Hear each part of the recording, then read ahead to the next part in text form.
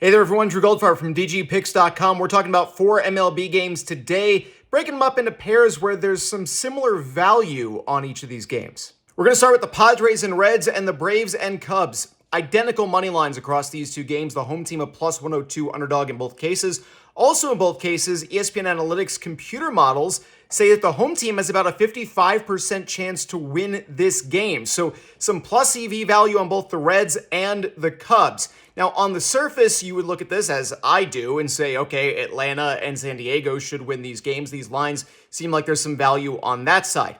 Here's the interesting way that you can approach this, though.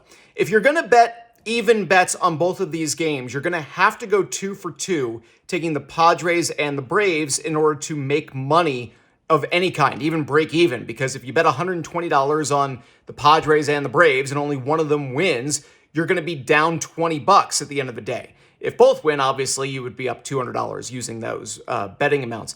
If you go with the Reds and the Cubs and either pulls the upset, you would make money. It would be $2 on a $100 bet on both teams, but you'd still make money. And then obviously, if the Reds and Cubs were to both win, you would come away with better than doubling your money. So is that the better approach? I don't think so, personally. The pitching matchup does favor the Reds over the Padres based on this season's numbers. Joe Musgrove has not had a good start to the year. His ERA still north of 6.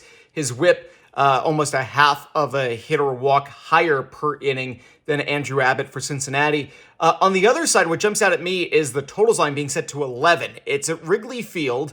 That line is always going to catch my eye for any game that is not at Coors Field. So going with an under at even money, knowing you would push if the game ends up 6-5 or 7-4, is a pretty interesting way to approach that for me. I do think the Braves have a lot of value at minus 120. The Reds, I would be more likely to lean on them as an underdog to pick up a victory, certainly than the Cubs taking on the Atlanta Braves because of that pitching matchup. Giants, Pirates, Brewers, and Marlins. Now, these have slightly wider money lines than the last two games that we looked at. And in this case, the ESPN computer models say that the moneyline favorite, the visiting team, should have plus EV, giving them right around a 60% chance apiece to pick up a victory. That does have at least some plus EV at minus 136 for San Francisco, minus 138 for Milwaukee when you're comparing it with the exact percentages and likelihoods there. The Pirates, 4 games below 500 right now. The Giants still a couple of games below 500. So not like San Francisco's been an amazing team this season. Milwaukee, 7 games above 500. The Marlins struggling 17 games below 500. And Trevor Rogers is the starting pitcher for Miami today. He's 1-6 with an ERA approaching 6 and a whip approaching 2. Robert Gasser on the Milwaukee side has been really good, but only 11 total innings pitched. So really, really small sample size for him. But he has been very, very good so far this season. I do think this is one of those situations where the moneyline favorite makes sense. Minus 136, minus 138 is good value to me. I do think that there's a way to make money on that. That's enough juice for me to make it worth the squeeze. If you did want to parlay both of these teams to pick up a win, FanDuel's offering you plus 199 odds right now to take both the Giants to beat the Pirates and the Brewers to beat the Marlins. So that is an option as well if minus 136 or minus 138 doesn't really, make you so excited to make a wager on either of these teams, which I could agree with you on the San Francisco side. I do think Milwaukee has a lot of value. Also plus 118 for the Brewers to cover in Miami this evening.